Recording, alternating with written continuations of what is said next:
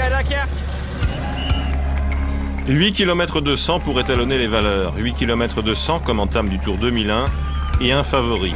David Minard, le Britannique, l'homme aux lunettes de soudeur, le premier maillot jaune de l'an 2000. Une ligne droite initiale porteuse d'espoir, mais du Futuroscope à Dunkerque, la différence tient en un mot, chute. Dans un chrono, oui, c'est la première fois que j'ai tombé. Alors, je prends toujours...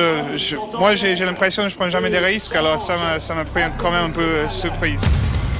Millard à terre, les favoris prennent position. Joseba Bellocchi, l'Espagnol, 3e du tour précédent, et 7e. Le Colombien Santiago Botero, meilleur grimpeur un an plus tôt, 6e. L'exception, c'est lui, Florent Brard, tout récent champion de France du contre-la-montre.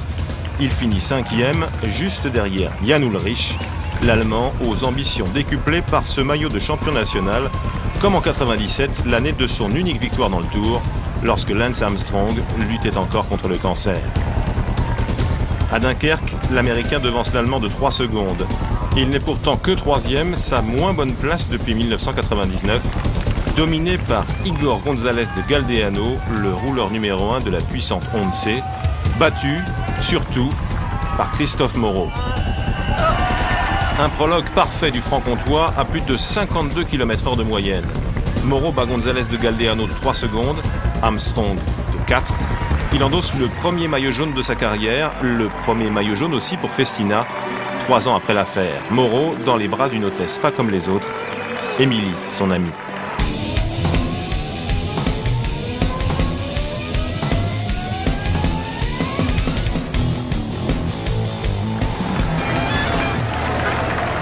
Première étape, Saint-Omer-Boulogne. À la veille de prendre le départ du Tour 2001, à Dunkerque, nous nous engageons à respecter le code éthique du Tour de France qui met en avant l'égalité des chances offertes à tous les participants et le rejet de toute forme de tricherie. Ce serment, Sylvain Chavanel, le Benjamin du Tour, le prononce au nom du peloton. Un peloton qui s'engage à dire non au dopage. 55 km après le départ de Saint-Omer, Jackie Durand lance la grande échappée du jour. Un seul coureur l'accompagne, et c'est encore un Français, Christophe Auriol. Survient alors le premier gag du Tour 2001. Un train de marchandises bloque la course à Rendu-Fliers, passage à niveau fermé, devant les échappés. Il a vu ça, signer les autographes pendant la course.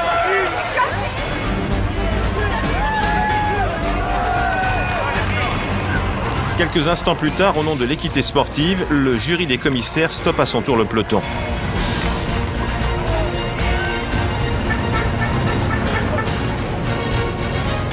Mais le réveil est brutal, surtout pour le champion d'Italie Daniele Nardello, victime d'une chute, blessé au coude gauche.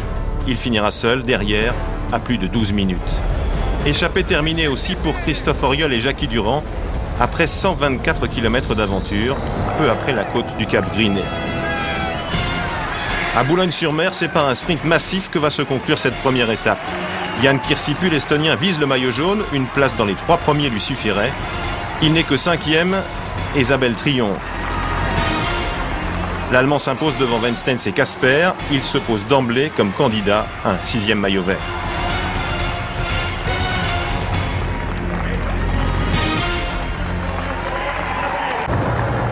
Deuxième étape, Calais-Anvers. À Calais, Christophe Moreau est toujours en jaune et Jackie Durand revêt pour la toute première fois le maillot à poids de meilleur grimpeur. Nardello va mieux, merci. Quant à Lance Armstrong, il la joue discret et attend son tour. Un tour qui passe en Belgique et Paul Van Nift dans son village. Spectacle garanti.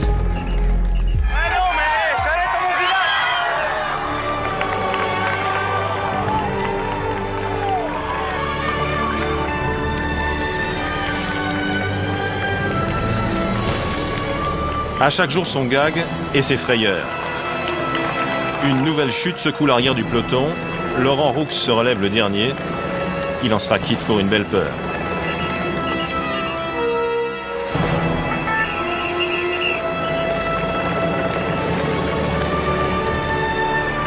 À Anvers, un groupe d'échappés souffle la politesse aux sprinteurs.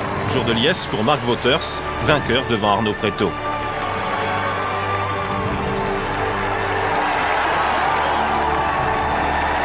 Wouters prophète dans son plat pays. Ses comptes sont bons. Étape, maillot jaune, un diamant à Anvers et les félicitations du jury, le roi Albert II et la reine de Belgique.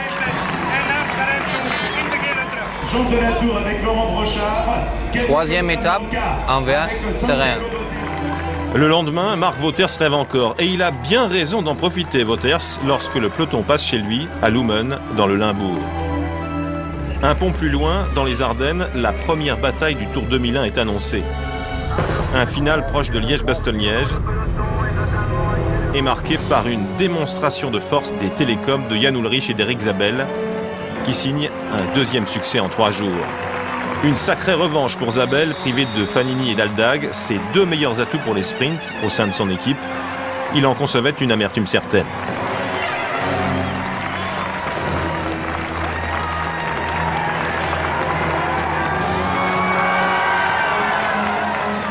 Eric Zabel voit l'ouverture, il s'échappe et résiste au retour d'Emmanuel Magnin sur la droite. C'est sa 10e victoire d'étape sur le Tour de France, 6 ans après son premier bouquet, en Belgique déjà, mais à Charleroi. Pour Wouters, défait dans la côte des Forges, la roue a tourné. Pour O'Grady aussi, il récupère le jaune, tant espéré la veille. 4e étape, 8 Verdun. Très heureux, très content pour toute l'équipe. C'est génial. Un jaune, c'est génial. Stuart O'Grady ravi et Francesco Casagrande Marie. C'est déjà la fin pour l'Italien, distancé comme la veille. Il doit renoncer. Entre Huy et Verdun, le peloton est pris de folie. Laurent Jalabert et Jackie Durand sèment le trouble dès les premiers kilomètres. Ils seront repris, mais le vent provoque des bordures et fait tourner les têtes. Le patron veut mater la révolte. Ses US postales prennent les choses en main. Bobby Julich, 3e du Tour 98, s'est glissé dans une échappée. Il a pris 10 minutes. À proximité de Verdun, où il s'était révélé en 93, la réaction d'Armstrong est brutale.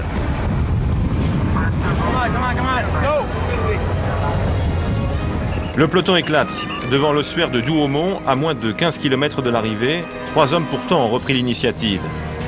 Le Belge Ludo Dirksens, Laurent Jalabert, largué un peu plus tôt, et Francisco Mancebo. À 3 km du but, Jalabert attaque et seul Dirksens parvient à reprendre sa roue pour collaborer aussitôt.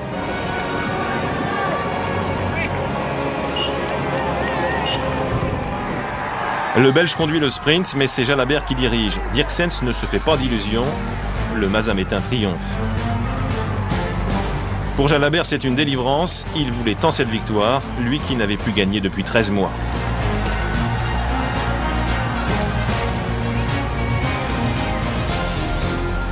Sept secondes plus tard, Damien Nazon règle le sprint du peloton devant Fred Rodriguez, le champion des États-Unis.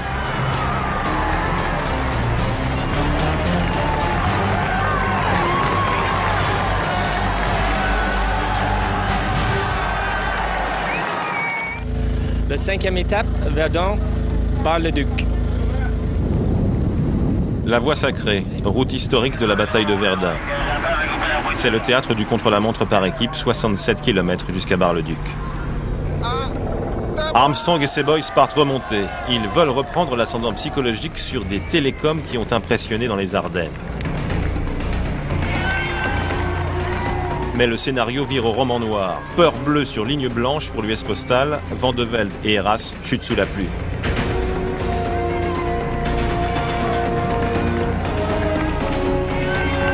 L'ordinateur Armstrong tranche aussitôt. Il intime à ses troupes l'ordre d'attendre l'Espagnol, engagé 6 mois plus tôt pour l'aider en montagne, quitte à sacrifier une place à l'étape. Les US Postal terminent 4e, ils devancent malgré tout les Télécoms, rejetés à la 7e place. Sur le podium, les Festina de Christophe Moreau, Florent Brard et Angel Casero, 3e. Et une marche plus haut, Léonce de Jörg Jaksche et Joseba Bellocchi, 2e. Léonce, maître de la discipline en 2000 à Saint-Nazaire. Les vainqueurs du jour, ce sont eux, et le jaune leur va bien. Exploit collectif du Crédit Agricole de Roger Leget, en tête à tous les points intermédiaires.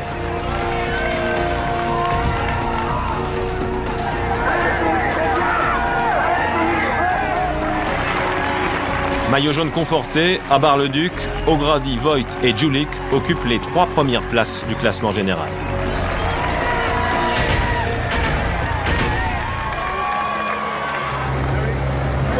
Sixième étape, Comméry, Strasbourg. De Commercy à Strasbourg, c'est le club des 5 qui anime la course. Michele Bartoli, l'Italien, les Belges Axel Merckx qui a lancé le coup, Eric Verbrugge, Laurent Brochard et Frédéric Bessy. Ils vont passer la journée devant, Bessy en observateur privilégié, lui le coéquipier du maillot jaune. Très bien entouré, O'Grady est serein. Et ce n'est pas le premier col du Tour de France, le col du Donon, qui pourrait l'inquiéter.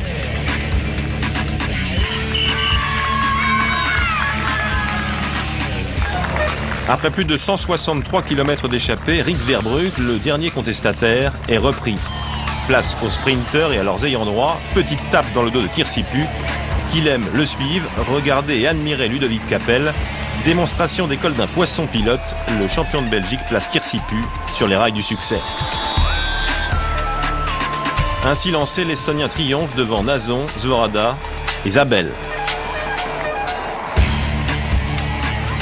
L'Allemand proteste, il a été tassé entre Tom Stels et Damien Nazon. Le sprinter belge sera déclassé par le jury des commissaires.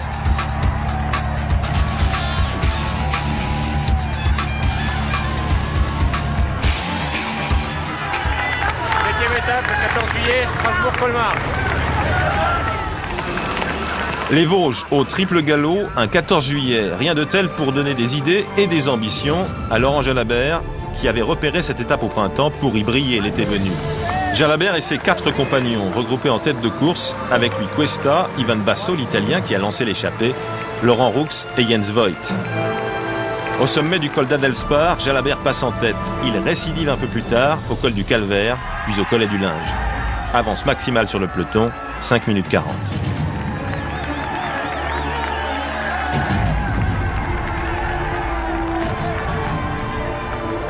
Dans le groupe principal, Stefan Kiergaard, Georgin Capi, Vyacheslav Ekimov et Victor Hugo Peña assurent le tempo pour l'US Postal, tandis qu'une chute ralentit le peloton.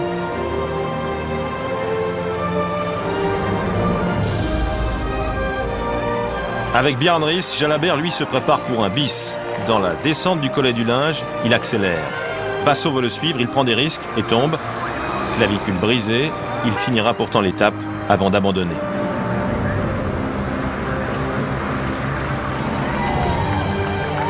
Devant, Jalabert file vers une deuxième victoire d'étape, 3 jours après son succès à Verdun, 6 ans après son triomphe de Mende en 95. C'était déjà un 14 juillet.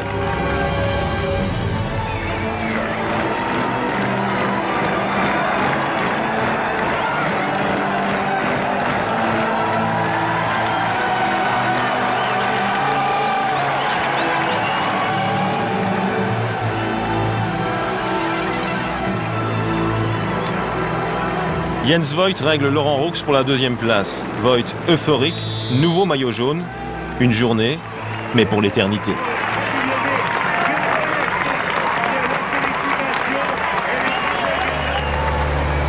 Bonjour, c'est la 8e étape, Colmar-Pontellier. Un temps exécrable dans les départements du Haut-Rhin, du territoire de Belfort et du Doubs. 222 km 500 sous une pluie battante, de l'eau, propice à une échappée fleuve. Voici le coup de Pontarlier, la fugue la plus marquante de l'après-guerre, de par ses proportions. 15 coureurs s'échappent. Nicolas Lauda, Ludo Dirksens, Marc Wouters et Bram de Grotte.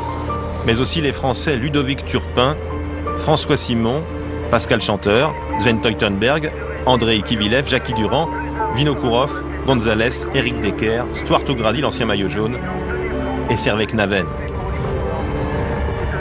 Vinokourov crève, et c'est l'aubaine qu'espéraient sans doute secrètement ses compagnons d'échappée, et surtout son compatriote Kivilev. Le peloton laisse faire, l'écart enfle démesurément, 10 minutes, 20 minutes, et bientôt plus d'une demi-heure. D'énigme, Kivilev devient menace. Kivilev, vainqueur d'étape sur le Dauphiné et lauréat de la Route du Sud en juin, il avait perdu 18 minutes à Verdun, il reprend près du double, à Pontarlier.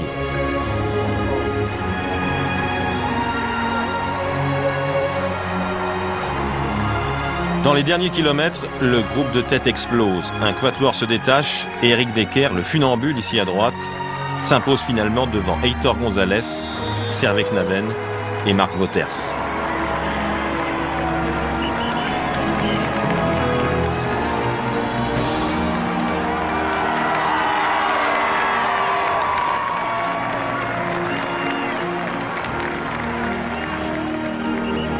Le reste du groupe finit à 2,32 et Stuart O'Grady, l'Australien, récupère son maillot jaune. Un maillot qui fait déjà rêver François Simon, désormais deuxième du classement général. O'Grady a tout le temps de savourer avant l'arrivée du peloton, réglé par Hunter devant Zabel à 35 minutes et 54 secondes. Au classement général, après cette folle journée, Kivilev, quatrième, à plus de 13 minutes 12 secondes d'avance sur Armstrong.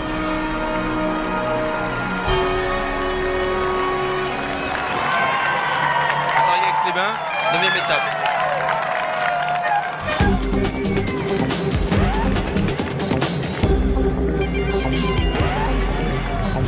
Entre Pontarlier et Aix-les-Bains, les kangourous sont encore de sortie. Les Australiens brillent sur ce Tour de France. Après O'Grady, c'est Bradley McGee qui a l'honneur des communiqués, échappé avec David Etchebarria dès le 36e kilomètre. 2 hommes et bientôt 3, puisque le Russe Sergei Ivanov les rejoint 13 km plus loin.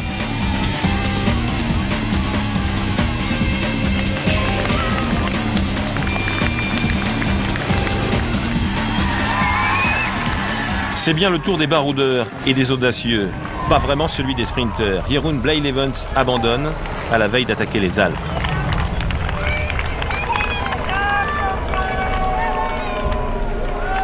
Sale temps aussi pour Thor Hushovd qui heurte un arbre, pour Jackie Durand, pour David Millar, encore malchanceux, pour Tyler Hamilton aussi, le lieutenant d'Armstrong, qui souffre d'embarras gastrique.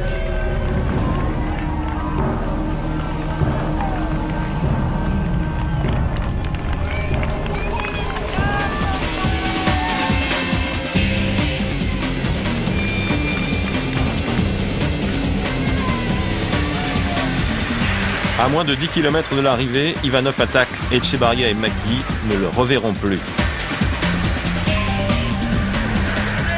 Ivanov s'offre la victoire à Aix-les-Bains, là où le Tour avait survécu 3 ans plus tôt.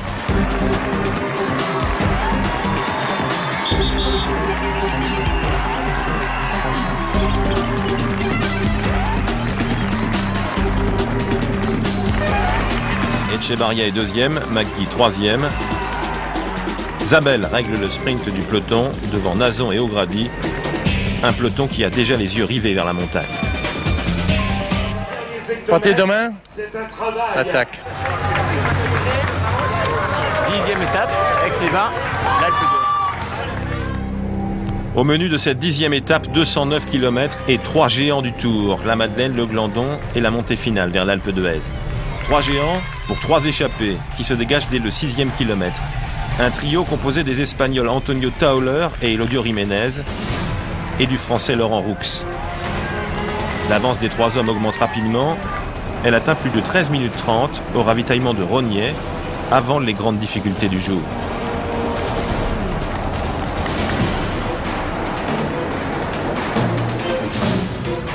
Le peloton laisse faire, les fuyards en profitent.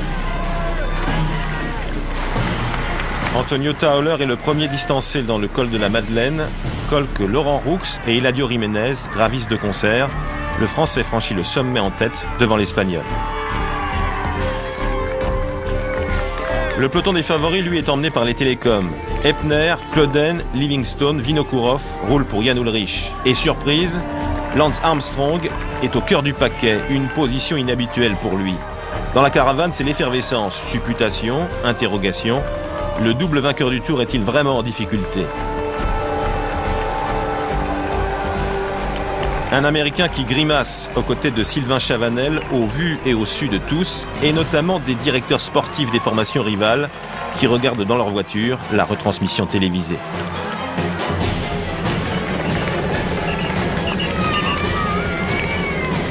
La course se déroule à plusieurs échelons. François Simon, lui, est lancé dans une autre bataille. Avantage aux Français dans son duel avec Stuart O'Grady.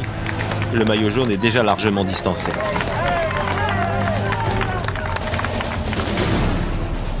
Pas d'interrogation en revanche pour Ludovic Capel, le champion de Belgique, ni pour Yann Kirsipu, son leader. Ils abandonnent. Abandon aussi pour Tom Stels, c'est la débandade des sprinteurs. Abandon encore pour David Millar, consolé par Alain Deleuil, premier héros du Tour 2000. C'est le temps des désillusions.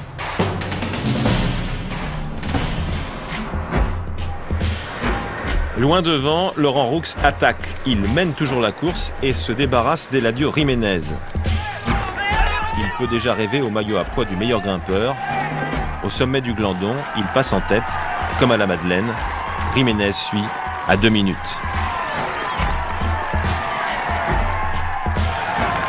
Et derrière, c'est Laurent Jalabert qui emmène le groupe des favoris à 5 minutes 50.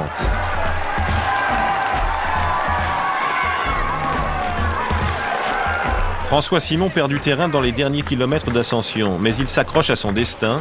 Il reviendra dans la descente, aidé par Sylvain Chavanel.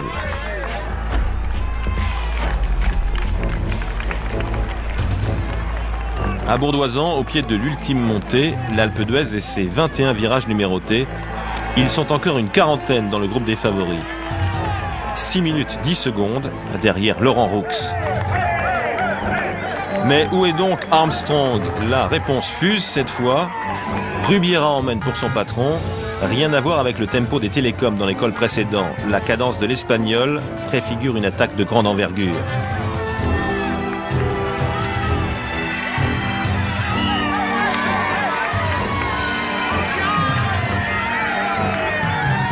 Une attaque qui survient après ce regard, le regard du Tour. Armstrong, roi du poker menteur, jauge Ullrich et s'envole. C'est bien lui, toujours, le numéro 1.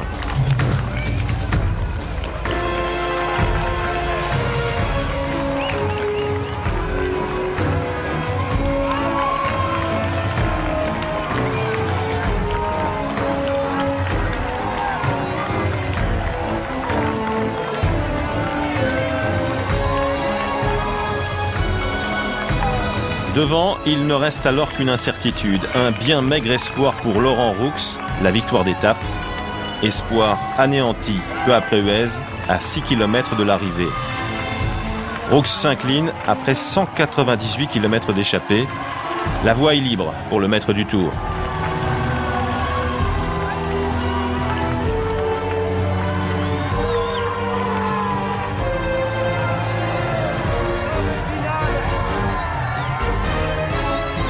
Comme à Sestrières en 99, comme à Hautacam en 2000, Armstrong impressionne dès la première arrivée en altitude.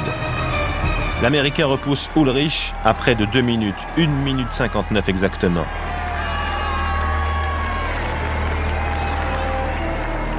Joseba Bellocchi, l'Espagnol, finit 3e, 10 secondes plus loin. Le podium du tour précédent est reconstitué, mieux encore même, puisque Christophe Moreau est 4e à 2 minutes 30. Les 4 premiers du Tour 2000 prennent les 4 premières places à l'Alpe d'Huez. Sevilla, meilleur jeune, est 5e. Laurent Roux ne s'est pas effondré. Il est 7e, juste derrière Mancebo. Dans la roue de Bogert, Kivilev a bien résisté. Il est 12e à l'étape et dauphin de François Simon au classement général. Simon, 29e dans ce petit groupe à plus de 10 minutes. C'est le maillot jaune qui l'attend. Ce jaune auquel Stuart O'Grady renonce à regret, mais le vert de l'espoir va désormais habiter ses pensées.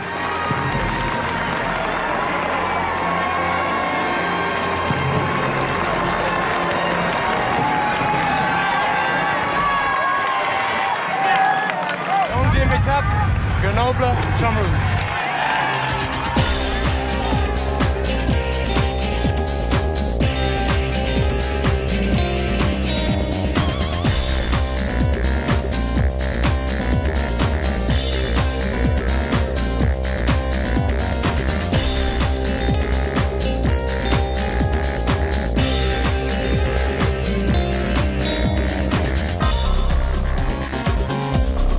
Pour François Simon, sur les 32 km du contre-la-montre de Champs-Rousse, l'adversaire, c'est Kivilev. Le Kazakh espère, mais il déçoit. Il reprend moins de 50 secondes aux Français. Avec le repos qui s'annonce, ce sont une deuxième et une troisième journée en jaune que s'apprête à vivre le papa d'Alicia. Le premier Français du jour est encore Christophe Moreau, mais il déçoit un peu. Il est 8e. Nul ne sait encore qu'il souffre de la gorge et des bronches depuis l'étape de Pontarlier.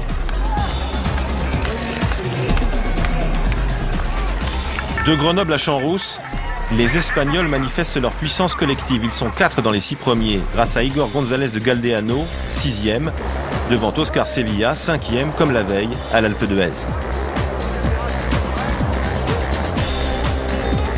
Roberto Laiseka découvre le Tour. Il est 4e, après avoir longtemps établi le meilleur temps provisoire. José Babellouki est 3e, et là encore, le contre-la-montre de Champs-Rousse confirme la hiérarchie de l'Alpe d'Huez.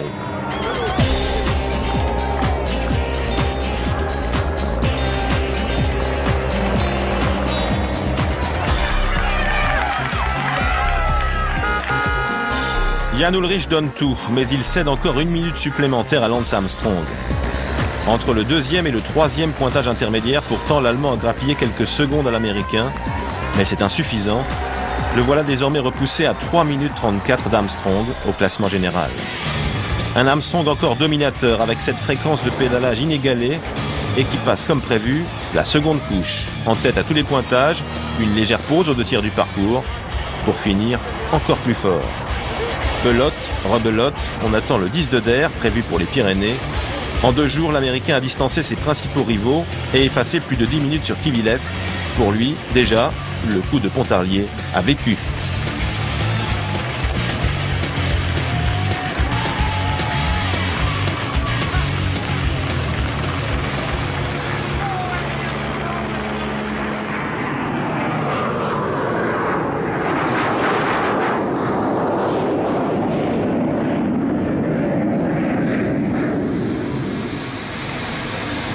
Summertime in France, summertime on the Mediterranean.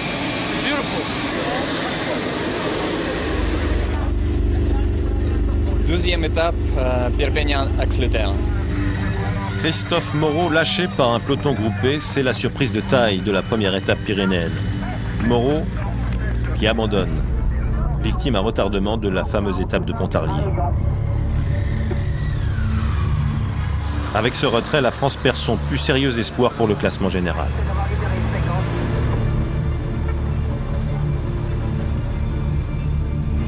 Pour les autres, la course continue. Bettini et O'Grady se sont échappés.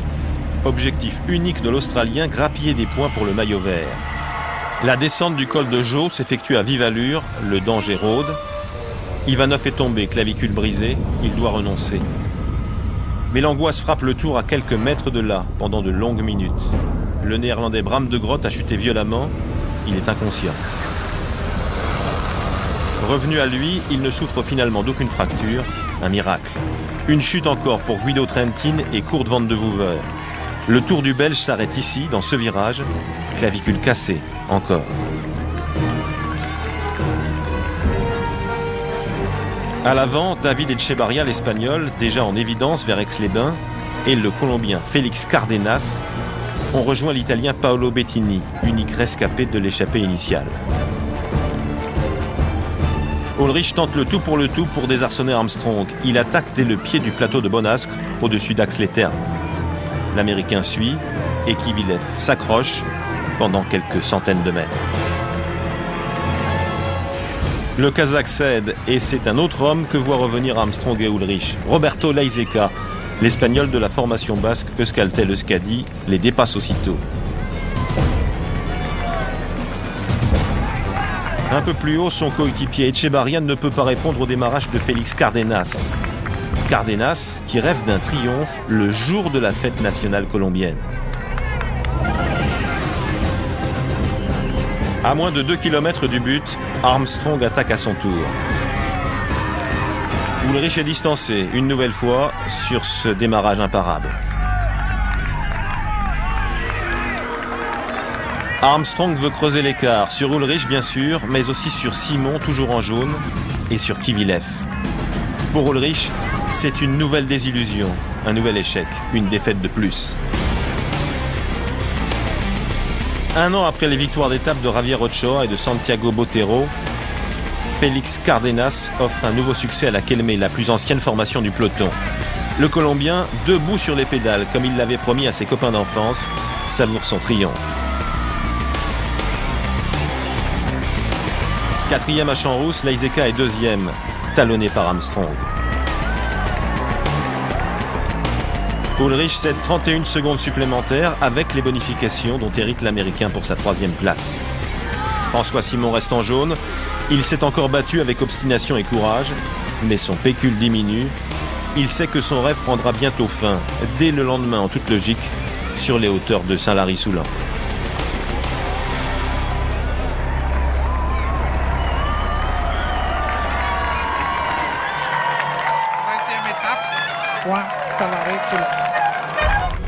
Foix Saint-Lary-Soulan ou le morceau de bravoure du Tour 2001, l'étape des 6 cols, Portée d'Aspet, Manté, Portillon, Perresourde, Val-Louron et l'ascension finale vers le Pla d'Adet. 9 coureurs prennent la poudre d'escampette au 27e kilomètre. Parmi eux, 3 Français, Laurent Jalabert, Laurent Roux et Xavier Jean, 2 Espagnols, Lopez de Munain et Tauler, un Belge, Vermote, un Italien, Baldato, un Polonais, Brosina et Vinokourov, le Kazakh. Laurent Roux franchit en tête la première difficulté du jour, le Portée d'Aspet, devant Laurent Jalabert. Un Jalabert qui accélère aussitôt et se lance dans une descente étourdissante. Il file seul et creuse l'écart. Il abordera le col de Manté avec plus d'1 minute d'avance sur ses anciens compagnons d'échappée.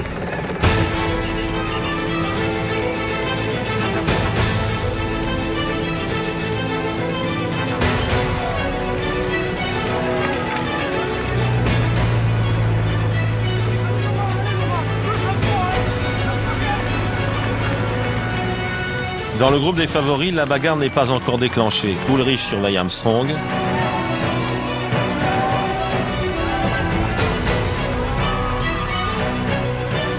Et François Simon souffre, malgré le concours de Jean-Cyril Robin.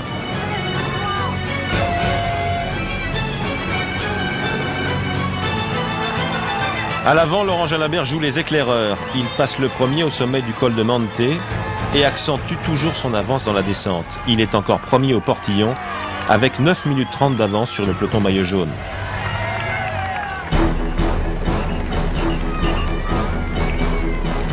Un groupe principal qui explose dans Perresourde sous l'action de Jan Ulrich.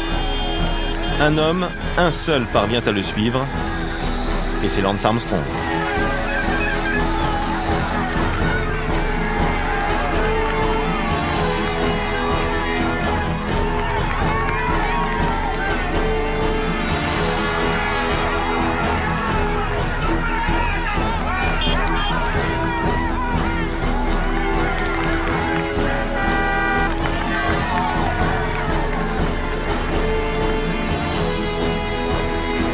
Stupeur dans la descente, quelques minutes plus tard.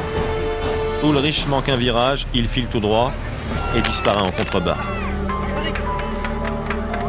Mais comme Bernard Hinault dans le Critérium du Dauphiné 77, l'Allemand réapparaît très vite. Il saisit son vélo, remonte et repart bientôt, aidé par Kevin Livingstone, son coéquipier. Il en est quitte pour une belle peur.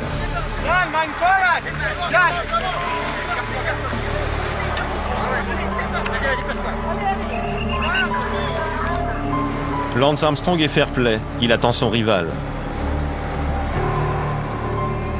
Le maillot d'Ullrich est marqué par la chute, mais le champion d'Allemagne a déjà repris le dessus.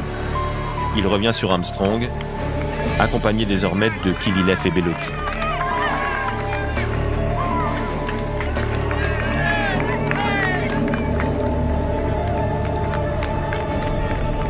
La foule des Pyrénées se presse sur le passage des champions.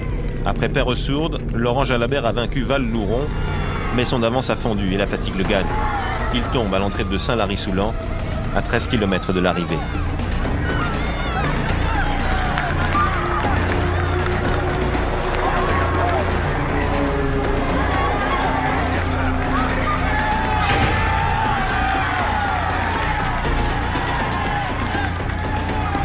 Jalabert doit changer de vélo. Quand il se lance à l'assaut de la dernière difficulté du jour, le groupe Armstrong-Ullrich n'a plus que 3 minutes de retard. Et José Luis Rubira accélère. Beloki et Ullrich résistent.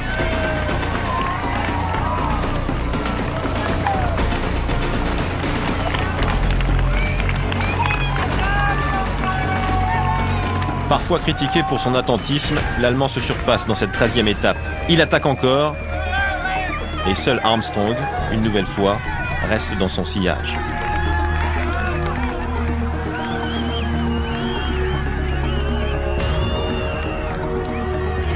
Pourtant, à 6 km du but, Ullrich rend les armes et Armstrong s'envole, comme les jours précédents, de sa pédalée implacable.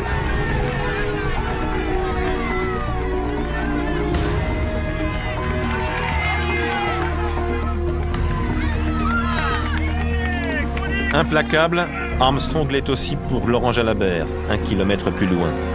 Échappée terminée pour le Français après une offensive de 162 km.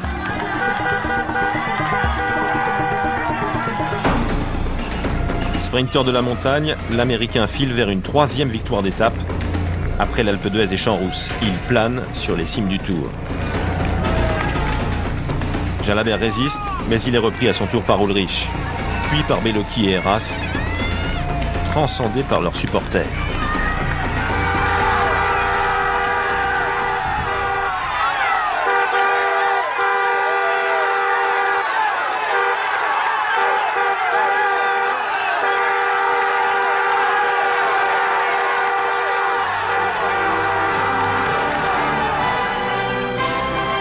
Six ans après la mort tragique de Fabio Casartelli dans la descente du Portet d'Aspet, Armstrong n'a pas oublié son ancien équipier.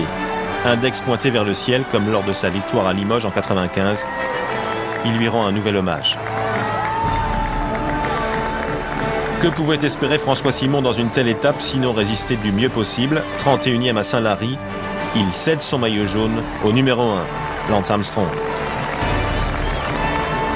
Laurent Jalabert, 7e à l'étape, n'a pas tout perdu. Après son épopée pyrénéenne, il endosse le maillot à poids du meilleur grimpeur. 14e étape, t'as Luzardiden.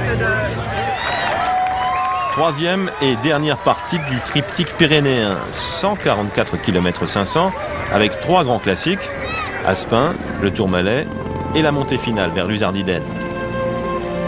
De nombreuses tentatives se produisent en début d'étape. L'allure est vive.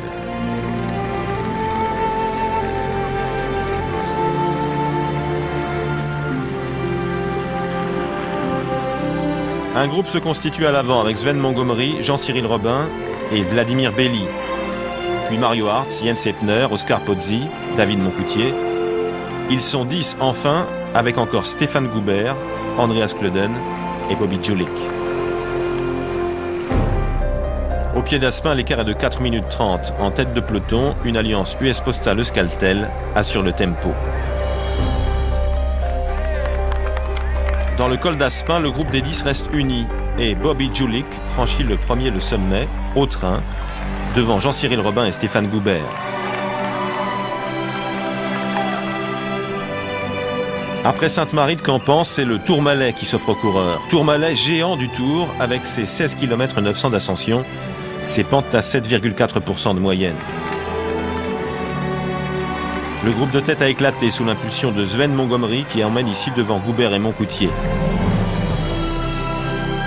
Au sommet, à 2114 mètres d'altitude, le Suisse s'adjuge le souvenir Jacques Godet devant Belli et Moncoutier.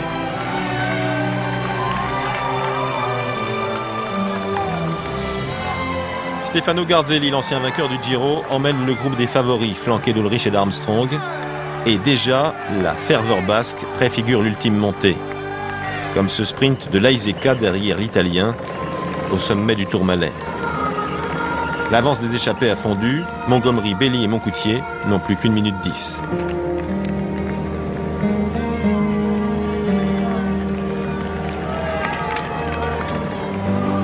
Les favoris se lancent alors dans la descente. Ulrich se méfie, il n'a aucune envie de rééditer sa mésaventure de la veille. La prudence est de mise, un mot d'ordre, vigilance.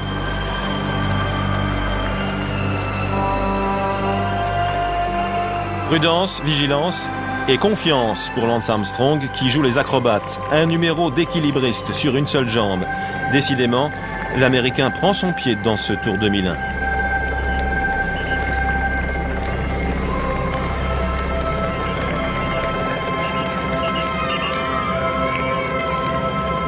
Vers Luce Saint-Sauveur, ils sont encore une vingtaine dans le groupe maillot jaune. Les trois hommes de tête, Hartz, Belli et Moncoutier, ont 25 secondes d'avance sur Montgomery, distancé dans la descente. Au pont Napoléon, ils ont 1,15 sur le peloton principal. Rousse, le champion de France, tente une sortie, mais il est bientôt contré par Roberto Laiseka. Devant, Hartz et Moncoutier sont lâchés par Belli. L'Italien veut une revanche après son exclusion du Giro pour avoir frappé un supporter qu'il avait insulté. Roberto Laiseka, le chasseur, continue sa traque. Après Rousse, il dépose Hartz et Moncoutier. Laiseka faisait partie de la toute première équipe de Scadi à sa création en 1994. Il n'a qu'un but, lui donner sa première victoire d'étape sur le Tour. Belli est à son tour repris et distancé à 7 km de l'arrivée. Pour Laiseka, c'est le jour de gloire.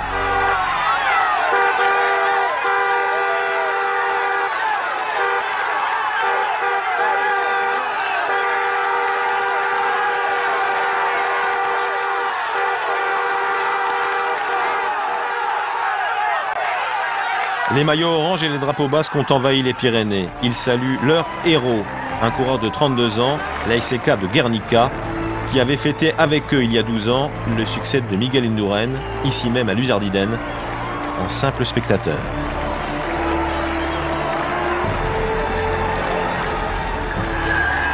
Vladimir Belli sauve sa deuxième place. Comme Armstrong la veille à Saint-Lary-Soulan, ses pensées vont vers Fabio Casartelli, avec qui il avait effectué son service militaire. À Luzardiden, entre Ulrich et Armstrong, l'heure est à la paix des braves. À la sortie des Pyrénées, après avoir tout tenté, Jan Ulrich abdique. Armstrong accepte sa poignée de main. Sauf accident, le tour est joué.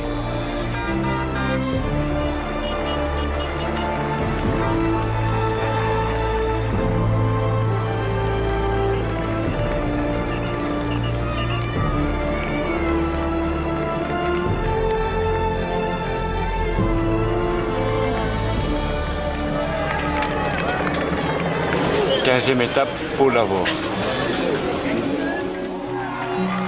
Les tournesols, le soleil et la chaleur pour la plus longue étape du Tour 2001. 232 km 500 au lendemain de la seconde journée de repos des Pyrénées-Atlantiques jusqu'au Tarn.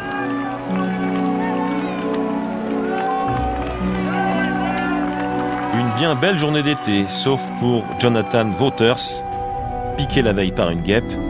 Son visage a démesurément enflé. Pour se soigner, l'Américain aurait dû se mettre en infraction avec la loi antidopage. Il abandonne. La bonne échappée prend encore au kilomètre 66. Ils sont 25 à se projeter vers l'avant, parmi eux 9 Français, dont Nicolas Jalabert, et un chasseur d'étape redoutable, Éric Decker. 9 Français donc avec Brochard et ses coéquipiers Bouvard et Goubert, avec aussi Sylvain Chavanel et ses compères Renier et Bouillet, avec Pascal Hinault enfin et Benoît Salmon. 17 équipes sur 21 sont représentées à l'avant.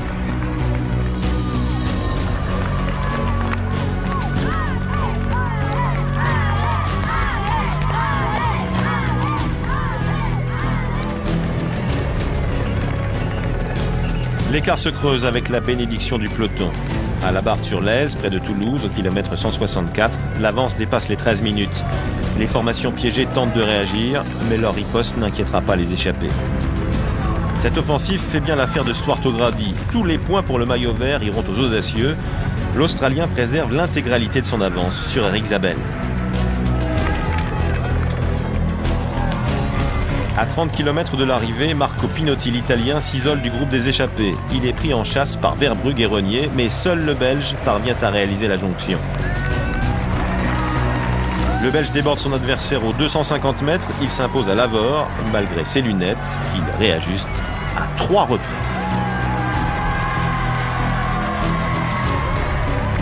« 6 secondes trop tard, Alessandro Petacchi règle Chavanel et le reste du groupe. Bogert gagne 2 places au classement général, il passe 8e, c'est la seule modification notable.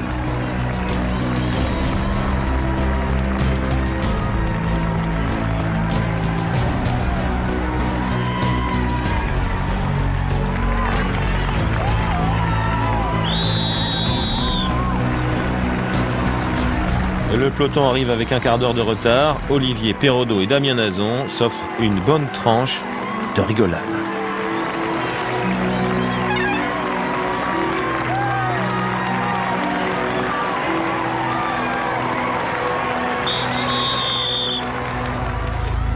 « 16e étape de Tour de France, Castel-Sarrazin, Sarang. » Une journée qui part fort. Un passage à niveau se ferme et coupe le peloton. Devant, les leaders. Armstrong en profite. Il attaque. C'est bien sûr une blague car le départ réel n'a même pas encore été donné. Le bon wagon, ils seront 7 à l'accrocher. Bocharov, Voigt, Niki Sorensen, McGee, Perez et les Français Stéphane Lowe et Eddy Seigneur. Dans ce tour de toutes les offensives, l'écart enfle une nouvelle fois en faveur des échappés. Bientôt plus de 20 minutes sur un peloton bienveillant.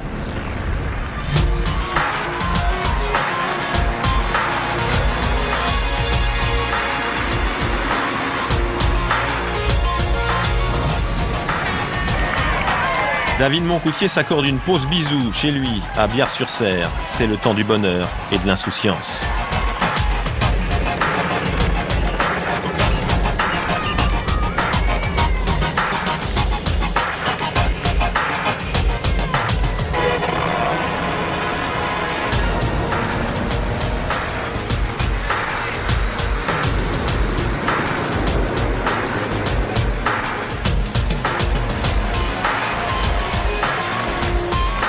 À l'avant, le clan des 7 explose. Ils ne sont bientôt plus que 2, Jens Voigt et Bradley McGee. Ils vont parcourir les 23 derniers kilomètres de l'étape en duo. Derrière, une chute très sévère a ébranlé le peloton. Une vingtaine de coureurs sont à terre. 5 seront contraints à l'abandon. Fracture de la clavicule pour Epner, Wouters et Pozzi. Du radius pour Garcia Acosta. Plaie profonde au front et fracture de la face et des sinus pour Sven Montgomery, le plus atteint.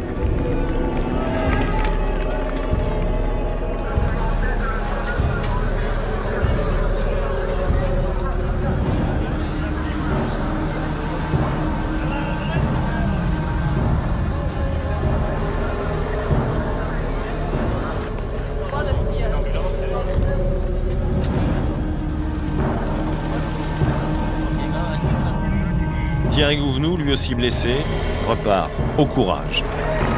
À Saran, Jens Voigt n'a aucune difficulté à dominer Bradley McGee, son dernier adversaire. À 30 ans, l'Allemand va cueillir sa première victoire d'étape dans le Tour de France. Ce titre de noblesse qu'il convoitait tant.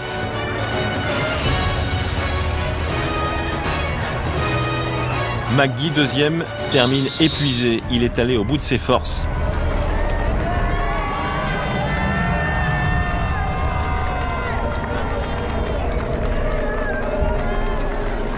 Plus loin, Eric Zabel dispute la 8e place à O'Grady et à Nazon. Il reprend 1 point à l'Australien au classement du maillot vert. Il en reste 12. C'est un avertissement. Zabel ne renonce jamais. 17e étape, Brive-la-Gaillarde, Montluçon.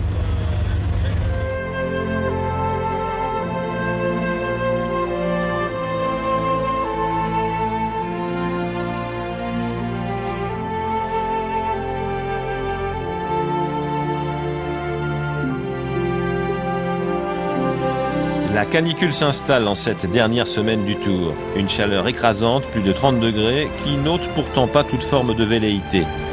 Un groupe de 16 coureurs se détache, avec 6 Français.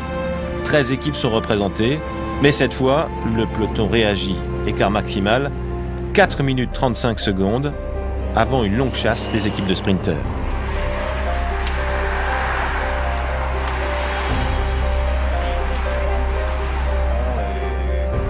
Sentant le souffle du peloton, 3 hommes s'extraient du groupe de tête.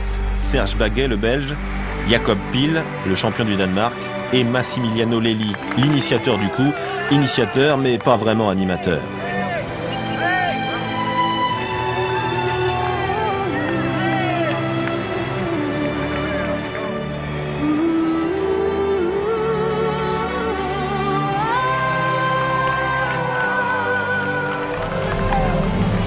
Les 3 coureurs conservent une poignée de secondes sur le peloton. Baguet s'impose devant Pil et Belli, lui le Belge qui avait abandonné la carrière avant d'effectuer un comeback victorieux. Pour l'auto, c'est la 2e victoire en 3 jours. La lutte pour le maillot vert fait toujours rage. À Montluçon, Zvorada est 3e devant Nazon.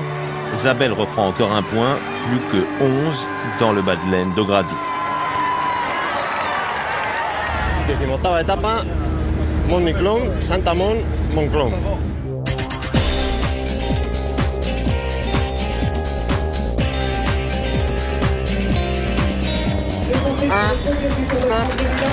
Duel au pluriel dans le dernier contre-la-montre du Tour. Duel pour un podium d'abord entre Joseba Bellocchi l'Espagnol et Andrei Kivilev, le Kazakh.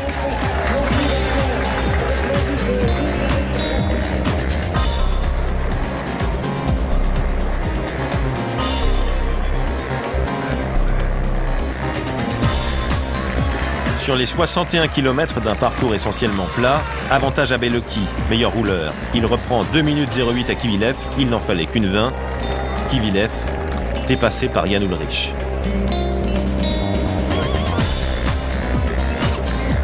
Sixième de l'étape, Bellocchi retrouve son rang de l'année précédente. Il se hisse à la 3e place du classement général. Combat solitaire pour Didier Rousse qui porte beau les couleurs nationales. Le champion de France est 4e et il finit très fort à Saint-Amand-Montrond. Il est 11e du Tour à la régularité.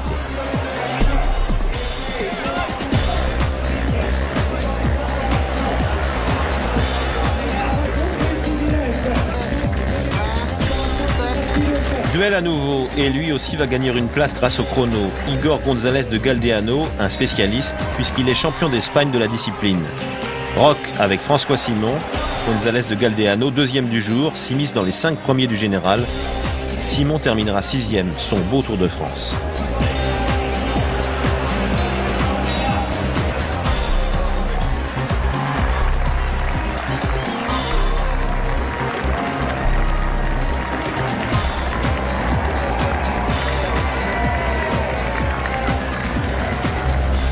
Duel enfin pour le prestige et la victoire d'étape. Armstrong décontracté, en famille, ou Ullrich concentré, motivé.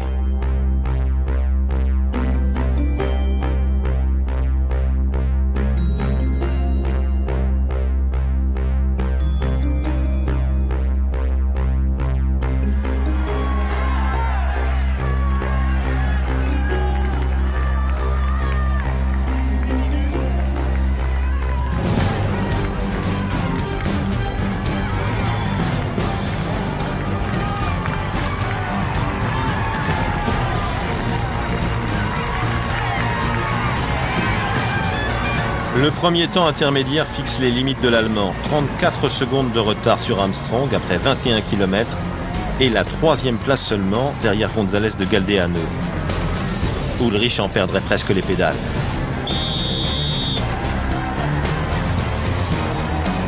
L'Allemand s'accroche mais il concède 1 minute 32 secondes à Lance Armstrong, plus dominateur que jamais. Armstrong qui signe au sprint sa 4e victoire d'étape dans le Tour 2001.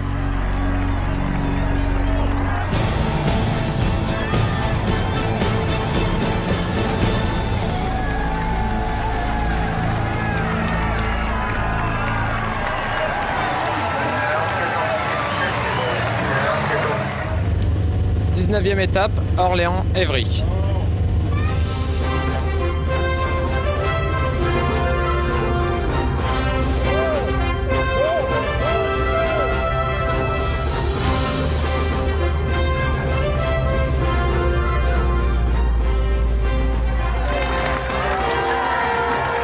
149 km 500 d'Orléans à Évry, une étape taillée pour les sprinteurs avec en haut de l'affiche le match du kangourou, l'Australien Stuart O'Grady menacé par Erik Zabel dans sa quête du maillot vert.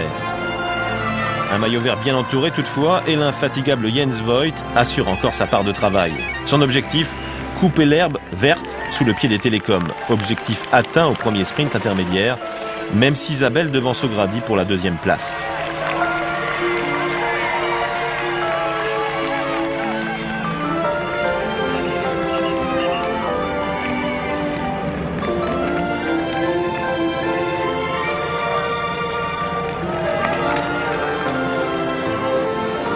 À Hitville, lors du second sprint intermédiaire, Vinokourov lance Zabel, qui domine encore O'Grady. -2 pour la deuxième fois, il ne reste que 7 points d'avance à l'Australien.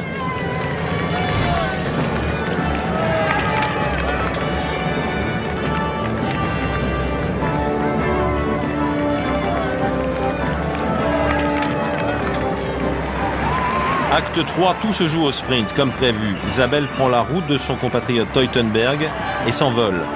O'Grady se faufile entre Teutenberg et Weinsteins. Il est deuxième derrière Zabel qui décroche son 3e succès à Évry après Boulogne-sur-Mer et Serein. Le maillot vert de l'Australien ne tient plus qu'à 2 points. Tout se jouera dans la dernière étape.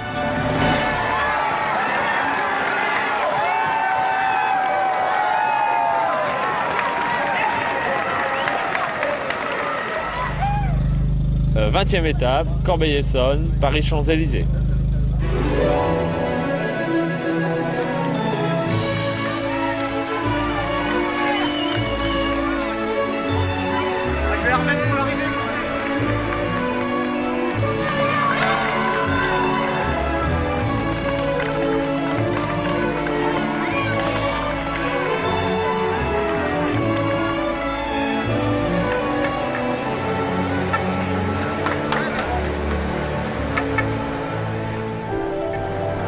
20e et dernière étape, c'est la grande parade du Tour 2001, 160 km en une remontée triomphale vers les Champs-Élysées.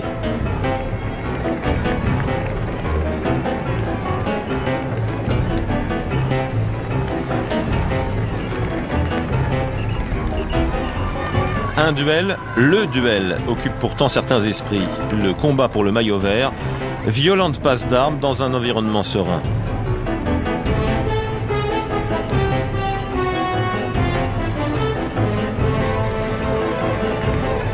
Première explication à Brejouy, un nouveau sprint intermédiaire et malgré les efforts de Voigt ici à gauche, Vinokourov et Zabel sont trop forts. O'Grady reste encore dans la roue. 2-2 égale 0. Égalité entre les deux champions à 130 km de l'arrivée finale.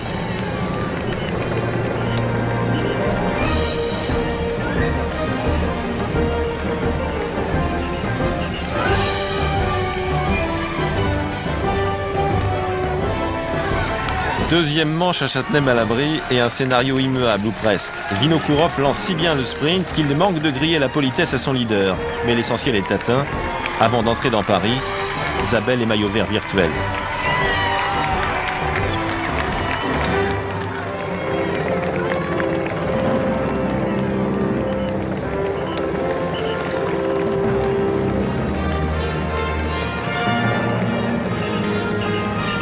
Sur les Champs-Élysées, où aucune offensive n'a plus abouti depuis 1994 et le succès d'Eddie Seigneur, un groupe d'avant-garde se forme en plusieurs vagues.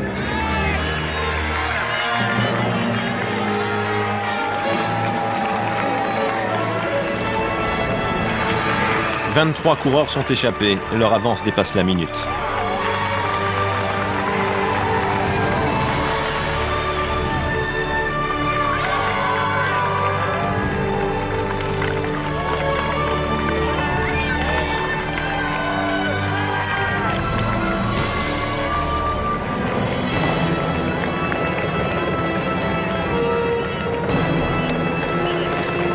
Mais personne ne résiste au retour du peloton. McGee emmène pour Casper devant les chevaux de Marly. Dernière ligne droite pour un sacre, dernière chance et apothéose pour le Tchèque Jan Zvorada, vainqueur sur les Champs-Élysées. Zabel est deuxième, devant O'Grady, battu sur le fil. À 32 ans, Zvorada signe sa 59e victoire professionnelle, la plus belle sans doute. Zabel est maillot vert pour la 6e fois consécutive et Armstrong maillot jaune pour la 3e fois d'affilée.